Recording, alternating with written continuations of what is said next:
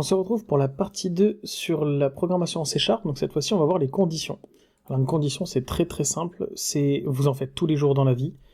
Si j'ouvre pas la porte, alors je me cogne. Voilà, c'est une condition, elle est très bête, très bateau, mais c'est comme ça que ça marche. Si je mets pas la clé dans ma voiture, ou si je ne tourne pas la clé, la voiture ne démarre pas. Voilà, aussi simple que ça. Donc, on a vu sur le chapitre précédent tout ce qui était les variables, donc je vais juste refaire une variable histoire 2.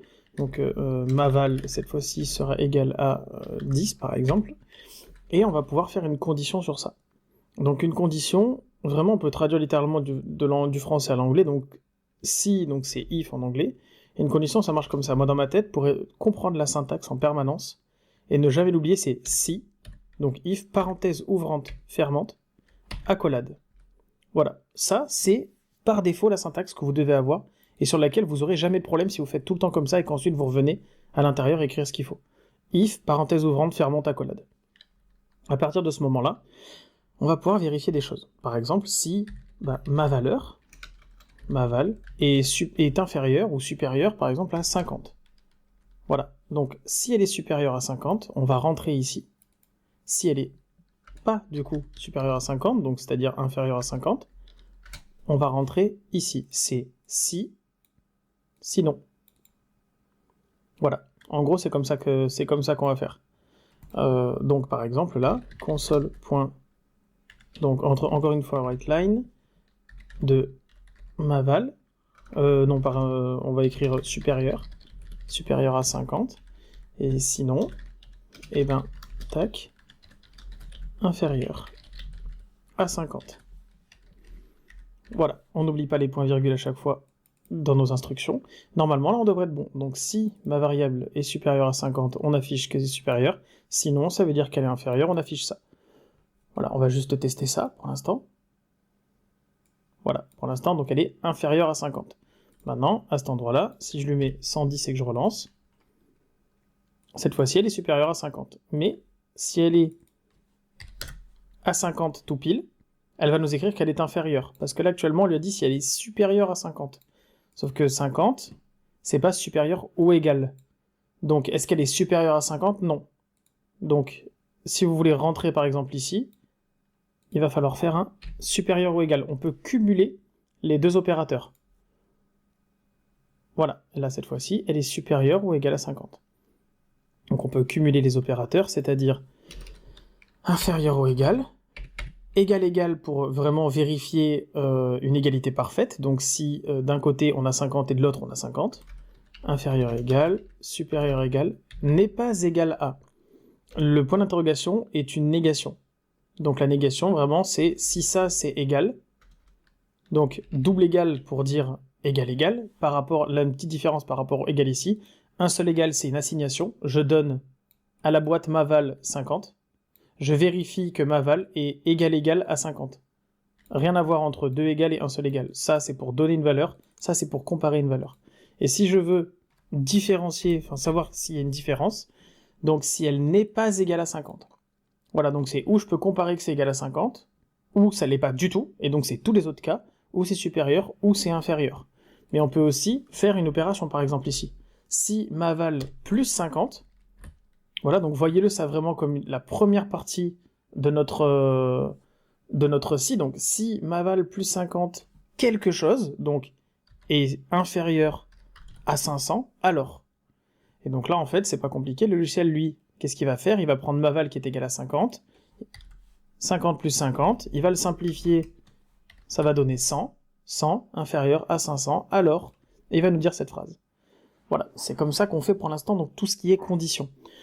On a la possibilité de faire des if-else, if, donc c'est-à-dire en gros, rajouter quelque chose.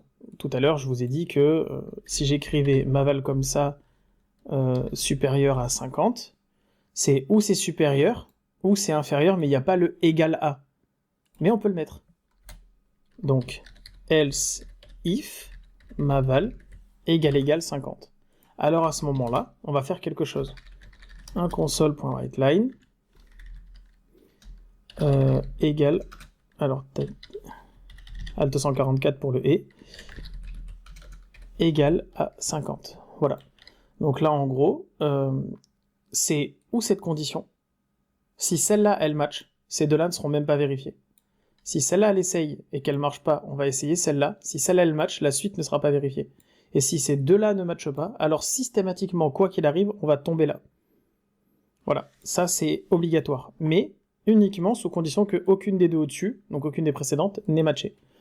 Donc là, on va pouvoir vérifier que la valeur est supérieure à 50, ou qu'elle est égale à 50, ou alors, si elle est ni supérieure ni égale, c'est que forcément, elle est inférieure. Voilà, ça peut également fonctionner avec du string. String, ma chaîne égale salut. Voilà, donc là, en fait, je peux très bien tout remplacer et dire, est-ce que ma chaîne... Alors, je peux pas comparer du string à du int, ça marche pas. Par contre, je peux transformer du int en string, par exemple. Si je fais point to string, comme ça, on va pouvoir... Alors là, comme ça, il voudra pas, il y a une autre petite truc, mais ça existe, pour pouvoir transformer en string des valeurs. On verra après tous les opérateurs de conversion, ce sera plus simple. Et là, par exemple, si je fais ça, donc si ma chaîne est inférieure marchera pas. C'est ici, comme je disais tout à l'heure, si je fais point to string, là ça fonctionnera. En gros, si ma chaîne est égale à 50 point to string, ça veut dire ça converti en chaîne de caractères. Qu'est-ce qui va se passer dans le logiciel lorsque vous allez compiler? Il va se passer ça. Voilà, c'est tout. En gros, ça point to string, voilà, ça va donner directement dans le code ça. Voilà, c'est un équivalent, mais il faut pas écrire ça juste pour écrire ça comme ça. Si on connaît la valeur, autant directement l'écrire comme ça. Si on la connaît pas et que c'est une variable, à la rigueur, il n'y a pas de souci. On peut très bien ici écrire si ma chaîne est égale à maval.toString. Voilà, là, à la rigueur, c'est bon. Il n'y a pas de souci, parce que cette variable-là peut avoir une valeur différente que 50 si jamais on fait une autre logique. On en revient donc sur notre égal. On peut faire un égal comme ça, ou comme ça plutôt. Donc là, si ma chaîne est égale à salut, alors on va écrire, donc là, égal à salut. Voilà, si je lance, là j'ai le égal à salut. Voilà, donc à partir de ce moment-là, maintenant, c'est à nous de vérifier si on peut faire autre chose. Par exemple, n'est pas égal à salut.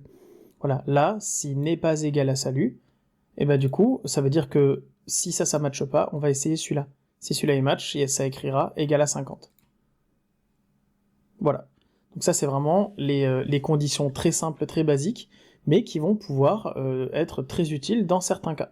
Voilà, j'essaie de passer rapidement sur ça, histoire de comprendre que ça existe, mais après, derrière, on fera des vrais exemples concrets. Et par la suite, après, vous allez voir que tout mettre en bout, ça va pas être très très compliqué. Je vais voir directement si je peux trouver un autre exemple, mais là, comme ça, en tout cas, juste la condition sur le if, ça me paraît ok, et ensuite, du coup, on aura des conditions sur les boucles, mais ça, on verra plus tard. Donc là, actuellement, on va se retrouver dans la série, donc dans l'épisode juste après, pour les tableaux. Et une fois qu'on aura vu les tableaux, on va pouvoir commencer à lier et mélanger un petit peu le tout.